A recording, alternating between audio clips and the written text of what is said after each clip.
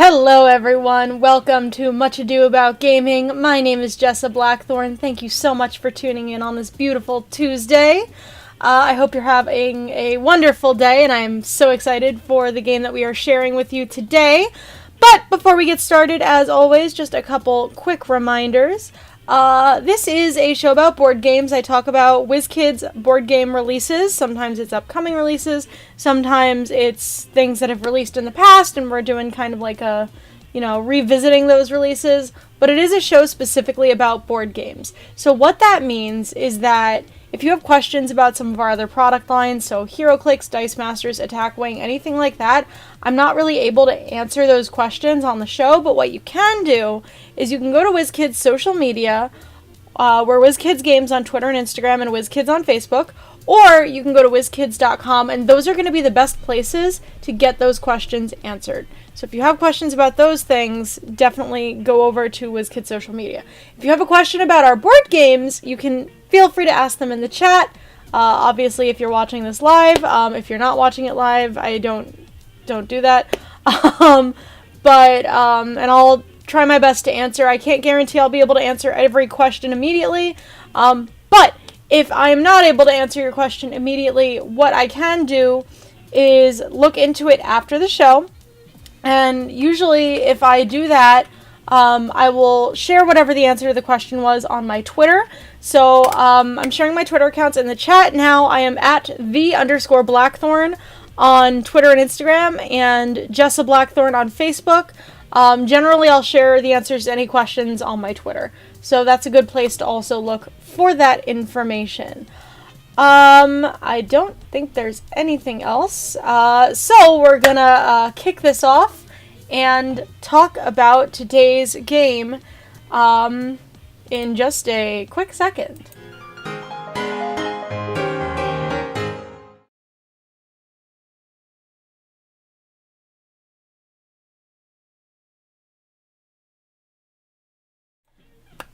So today we are talking about an amazing upcoming board game that WizKids has, and that is Kardashev Scale. Now, Kardashev Scale, I did not know this before, WizKids started talking about this game. But the Kardashev Scale is an actual thing that's used to kind of track the advancement of a civilization based on the size of their energy sources. So it's like an actual scientific term, which is pretty cool. So this game is kind of inspired by that. It kind of takes that concept and turns it into a really interesting tabletop game with cards and really interesting rock, paper, scissors mechanics. And you're also, I'll talk about it. But before, I have the game here today. But before we get into actually unboxing it, I'm just going to kind of read you a little bit about the game to give you some of that information. And of course, you can see these beautiful pictures next to me, really showing off how gorgeous the cards are and just how awesome the game is. It's really cool. So, according to the game, sorry, one second. Okay. Race your neighboring planets for control of the galaxy by achieving technological and cultural advancements that harness the energy of your people and your planet. Engage in conflict, trade, or research as a means to cultivate your civilization, capture the energy of your home star, and ultimately, the energy of the entire galaxy. The most advanced civilization at the end of the game wins. So that is the kind of concept of this game. You are trying to advance your planet by interacting with other planets around you. So that's the other players. So each player kind of represents its own planet. Now, this game is great. It plays 2 to 6 players, and it's $24.99, ages 12 and up, and it plays in about 30 minutes. So it's a nice kind of tight gameplay, and it's all cards, so it's also a great game for that because it's a smaller size, so it's easy to just kind of keep on hand and pull out for game night. There are 3 types of civilizations in Kardashev Scale. A Type 1 civilization is called a planetary civilization, and this is also the same thing as the scientific information about the Kardashev scale that is out there. So a type 1 civilization is called a planetary civilization. And a planetary civilization can use and store all of the energy available on its planet. A type 2 civilization is called a stellar civilization, and that can use and control energy at the scale of its planetary system. And then there's a type 3 civilization called a galactic civilization that can use and control energy at the scale of its entire host galaxy. And so what you're really doing is growing into these types of civilizations. And there's 3 different types of advancement cards, which we'll get into. So basically the way the game works is that players are, every round, players are going to use their resources, and then they are going to engage in what's called a summit. So what a summit is it's the players will simultaneously choose one of 4 actions using the dials that are in the game. And again, I'll show those to you when we get to the unboxing part. And I don't know why I said take your resource tokens. That's not the way I meant it, but it made sense in my head. So you choose your action simultaneously, and then you place your dial face down, and then everyone reveals at the same time. And based on your dial compared to your neighbor's dials, that's going to determine what you do. So it's a very classic rock, paper, scissors tabletop game mechanic. And it's really fabulous. So there's pretty much winning and losing here. So people who win, if you win against your neighbor, you take 2 resource tokens. If you tie, you take 1 resource token, and if you lose, you take nothing. And it's based on you compare against both of your neighbors, so you can actually get up to 4 resource tokens on your turn. But I'm gonna hold off on continuing to explain the rules. We're gonna get into the unboxing part, and then we will go from there, because I think it'll help to have a visual reference of the actual gameplay components. So let me just switch on over to the unboxing camera. So this is what the game box looks like. It's really beautiful. I really love the way they kind of did the star art. I really like this kind of like space themed art where it's a lot of color and there's a lot of contrast and you see like the individual stars. So I really love this. And then you have the side of the box here, which is kind of meant to represent the alien civilizations. And then, of course, we have the back of the box, and trying to be able to see. So the back of the box, and this just kind of talks a little bit about the way the game works, of course, as any good board game box does. And this shows off the different components that you're going to see inside. So we are going to go ahead, and I'm going to open this up.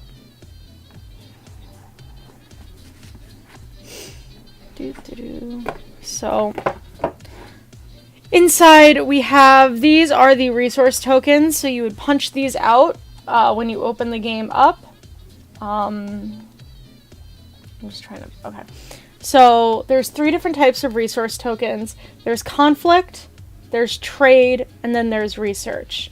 So these are the 3 different, the rock, paper, scissors kind of thing. Leonardo, good morning. Thank you for tuning in today. I hope you're having a wonderful Tuesday. So you would punch these out before you play the game. Over here we have the starting token. So the starting token actually goes to the youngest player, and basically it kind of decides who takes the first resource after the summit occurs. So this determines who goes first, and I believe it moves every round. Yes. So the every time the player with the starting token successfully purchases an advancement card, which we'll talk about, the starting token gets passed clockwise, but it starts on the youngest player. And then over here we have the parts for the alien civilization dials. So these require a little bit of assembly, but it's not that complicated. So it's actually pretty simple. It has a little space in the middle, and then there's the pieces here that go through, so it's really easy. I'll show you how to assemble one today on the show. So there's that. You have, of course, the lovely WizKids pamphlet that shows all of the upcoming and new releases. And then, of course, you have the rulebook. And I'm going to show you all what I think the coolest part of the rulebook is. My favorite part. Well, you'll see why. So you can see the lovely rulebook. It explains everything really nicely. And then, right here on the back, right there, I have my very first board game proofing credit. So I proofread the rulebook for this game. I'm really proud of that. I'm really excited about that. But also you can see the design credits for Stephen Avery and Eugene Bryan, who designed the game, and then of course our graphic designers, Daniel Solis and Richard Dadisman, and me. So that's really fun and a really cool detail that I just wanted to point out and mention. So if you watch this show and then you're watching this show right now, and you know, you get this game and you're like, hey, look, it's her. She's the cool host of the WizKids board game show. The silica packet, which we don't need. And then this is just a little bag for the resource tokens. The insert is also really, really fun. I really like the art on this. I think it's really cool. And then these are the advancement cards. So there are, oh god, math, 60. There are 60 advancement cards. I'm just gonna use a pin to open these. Hairpins are a very good way to open these plastic without damaging the cards. So I tend to use like little hairpins like this to open shrink wrapped plastic like this because it's a nice safe way to do it. So there are 60 of these. There are 30 Planetary Civilization Advancement cards, 18 Stellar, and 12 Galactic. So the way the gameplay works is that you are, and they say on the back what they are, but the way the gameplay works is you're building a pyramid using these cards to advance. So you start, the Planetary goes on the bottom of the pyramid, and so that's going to be the one you're using the most of because it's the base of the pyramid. And then as you meet certain, what's the word I'm looking for? As you meet certain, I don't remember. Basically, when you hit certain points, you're able to build on top of them. I don't know why the word I'm looking for is just not coming to me, but you know what I mean. So you have the different cards, and the cards have really cool sci-fi art on them. I really like this one. So that also is extra fun. I also proofread these cards as well. So it's pretty exciting. But you can see here we have on the back it says Galactic. And these are used to make little decks. So you refill the center area, which I will talk about in a second, as you are playing the game. So just kind of go through these, and then we'll talk about gameplay. I promise. So you see the Planetary Civilization cards, and that is all the components. So the game doesn't have a lot of components, which is really nice. It helps keep it a nice low price point of $24.99. And it also makes it really compact for travel. So this is a good game if you're, again, going to game night or you want to just toss it in your bag on the off chance you feel like gaming. So let's talk about the way that you set up the game. First, we're going to build one of these little dials here. So I can kind of show you all how it goes together. It's pretty straightforward. So we are going to punch the dial out. And then you're also going to make sure you want to punch out the centerpiece. I accidentally punched it out already. And then you have the other part, the top part. And then you want to make sure you punch out this piece, and that will basically is going to show what you're doing.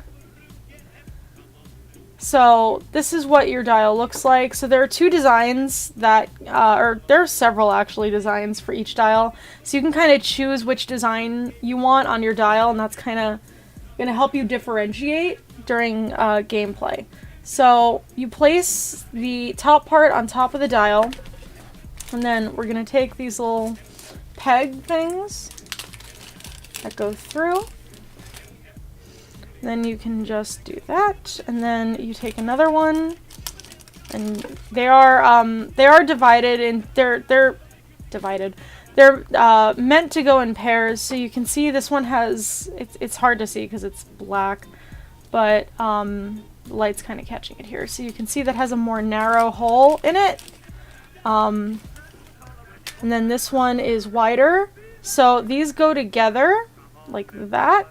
So what you're gonna do is you do that, and then put one on the top. This actually goes on the bottom.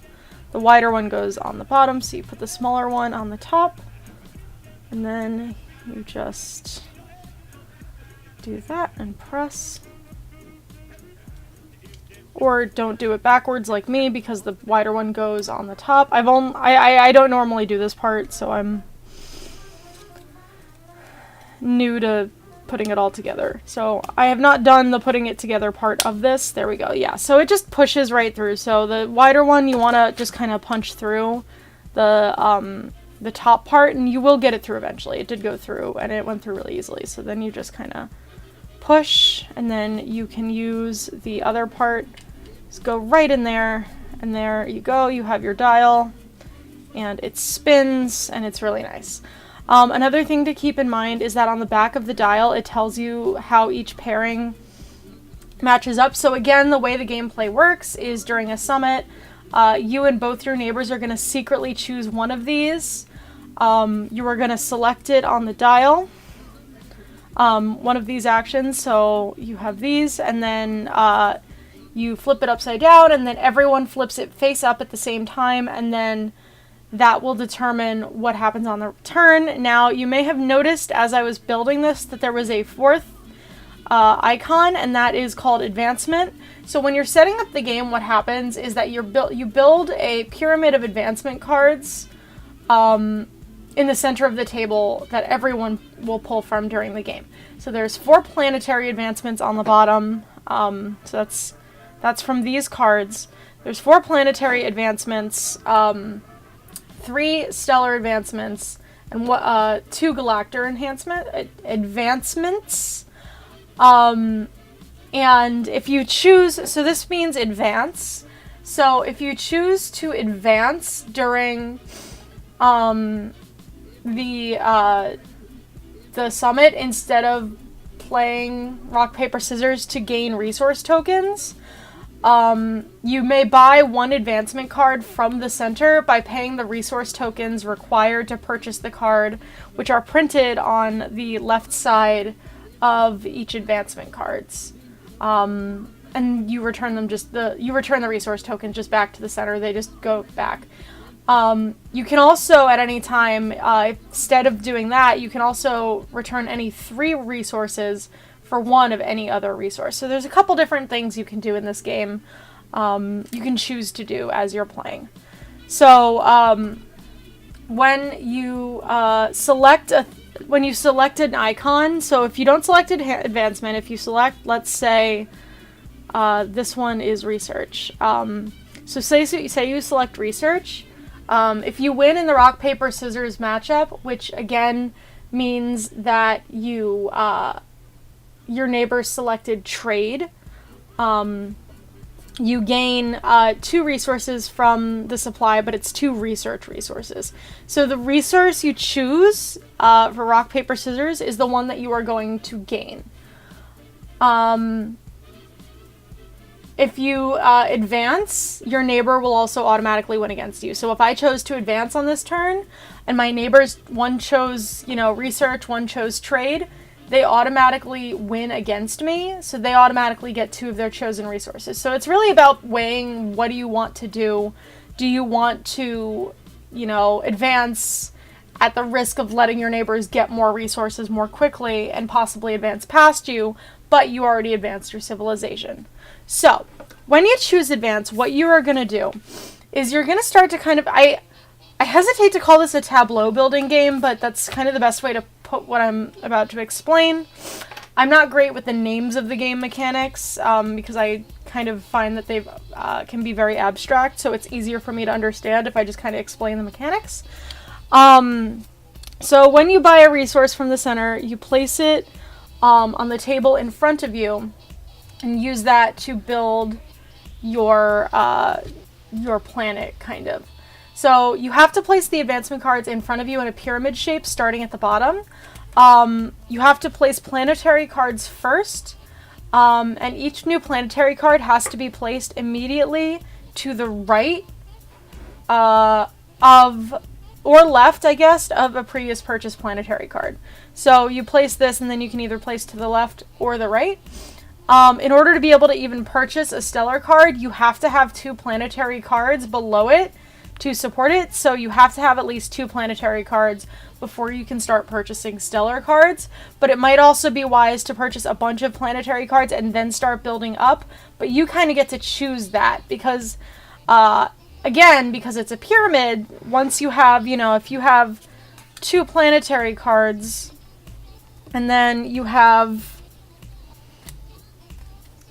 1 stellar card, you can't start building the 3rd level with galactic cards until you buy another planetary card so that you can buy another stellar card. So it's really about weighing your options and making sure that you make the best choice to build up. You can't purchase a card unless you're able to place it, is basically my point. Now, the advancement cards don't just advance your planetary civilization, they don't just have victory points, they also have special rules that can kind of give you different abilities or extra points at the end of the game. So you can use the advancement cards' abilities as soon as you purchase and place it. They can also stack, which is really cool, so they can become cumulative. And any text on the advancement cards overrides any rules in the rulebook. So for example, this one says you may place stellar advancement cards above this card instead of galactic advancement cards. So there may be some reason that you want to place a stellar card above this particular card. It may have to do with other cards affecting the placement of your cards in your pyramid, or having another level of stellar cards to add on to it, but that allows you to do that. This one is called Universal Language, and it says, I'm having trouble picking these up off the table. After all players have advanced, you may discard 2 trade resources to score 1 victory point any number of times. So this would be at the end of a round. After everyone has chosen to advance, you can discard 2 of those resources if you have extras and gain a victory point any number of times. So they all have different little abilities. Some of them just give you extra resources. Some of them do more interesting things, like these 2 stellar cards we talked about. But it's all, they all do something really cool, which is really, it will help you grow faster. After every player so now you're at the end of the round. After every player who chose advanced purchases or chooses not to purchase an advancement card, the round ends. So once everyone has advanced, and like I said, people are pulling these cards out of the pyramid in the center, so you would refill to the pyramid at the end of the round, or after the purchase is made, rather. But after everyone has advanced, all players take their alien civilization dial, which is these, and prepare to choose their action to start the next round. The game ends once one player reaches 25 or more victory points, which is counting only the base victory points on the cards, or if there are no more cards of the appropriate deck to replace a purchased advancement cards. So that is also something to bear in mind. That is when the game ends. So the game, obviously, because it's a game with victory points, the winner is the player with the most victory points. In the event of a tie, the tiebreakers are the most galactic advancements first, and then the most stellar advancements, and then the most total advancement cards, and then the most total resource tokens in hand. So there are a bunch of different ways to determine the winner if there's a tie. And of course, if the game is still tied after that point, which is a lot, players will share the victory. But with that, that is all of the information I have today for you. We have now fully unboxed Kardashev Scale. Kardashev Scale is coming to stores either February or March. It just depends on the global shipping and logistics crisis. We, of course, as always, ask that you be patient, be kind. we are doing the best we can, and we ask that you be patient with your retailers as well. You can pre-order this game at your friendly local game store, which we always recommend, or you can pre-order it online. I definitely recommend picking it up. It's $24.99. It is a great price point for a great game. It's a lot of fun, and it's really nice and easy to learn, which makes it even more fun, especially, a good game for people who are wanting to learn kind of different fun tabletop game mechanics, but don't necessarily want something that's an overwhelming 2 or 3 hour game. So this is a really great option for that. And it plays 2 to 6, so, if you want to just pick it up and play it at home with your family members, you can do that. It's just a fantastic game. But with that, thank you so much for tuning in. That was, of course, Kardashev Scale. I really appreciate you tuning in. I will see you next week. Of course, be sure to tune in tomorrow for Model Behavior, where I will be unboxing the entire wave of WizKids and Wizards of the Coast's Magic the Gathering unpainted miniatures. That is going to be so exciting. I'm so looking forward to it. So be sure to tune in tomorrow at noon EST for that. Be sure to follow WizKids Games on Twitter and Instagram, and WizKids on Facebook. And if you want to follow me, I am at @the_Blackthorn on Twitter and Instagram, and Jessa Blackthorn on Facebook. But without any further ado, thank you so much for tuning in. I love you. WizKids loves you. Have a great week. Stay safe. Stay healthy. Thank you so much. Bye.